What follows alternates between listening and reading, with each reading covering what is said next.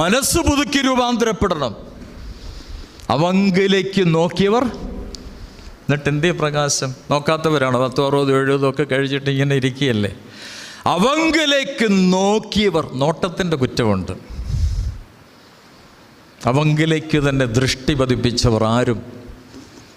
ഇതിന് കഴിഞ്ഞ് മുന്നു പോയ തലമുറയുണ്ടല്ലോ, അവർ നോക്കിയതിൻ്റെ ഫലമായി ഇന്ന് ഞാനും നിങ്ങളും ഇന്ന് ആയുസ്സോടെയും ആരോഗ്യത്തോടെയും ബലത്തോടെയും സൗഖ്യത്തോടെയും സന്തോഷത്തോടെയും സമാധാനത്തോടെയും ഒക്കെ ഈ ലോകത്തായിരിക്കുമ്പോൾ കഴിഞ്ഞുപോയ പിതാക്കന്മാരുടെ കണ്ണുനീരിൻ്റെ ഫലമാണെന്ന കാര്യം വിസ്മരിച്ചു പോകരുത്. അഭൂതമായി കാര്യങ്ങൾ പറഞ്ഞു പോവുകയാണ്.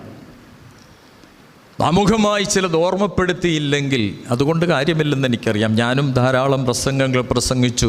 ഒരുപക്ഷെ എന്നേക്കാൾ എത്രയോ പ്രസംഗങ്ങൾ, പ്രത്യേകിച്ച് ഈ പുണ്യഭൂമി ചുമ്മാ പോകുന്നവനും ശുദ്ധീകരിക്കും